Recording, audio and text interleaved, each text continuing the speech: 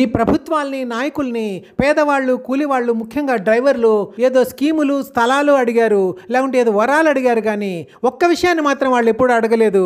ఆ ఒక్కటి ఏంటో ఈ వీడియో చూస్తే మీకు అర్థం కావచ్చు.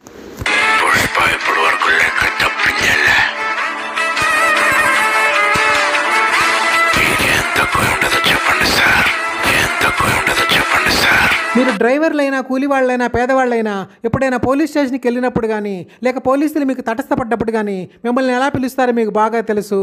ఏరా అనే మిమ్మల్ని పిలుస్తారు. మీరు పోలీసులకు డబ్బులు ఇస్తుంటారు, రెస్పెక్ట్ ఇస్తుంటారు, మళ్ళీ రిటర్న్ గిఫ్ట్గా వాళ్ళతో ఏరా అని పిలిపించుకుంటూ ఉంటారు.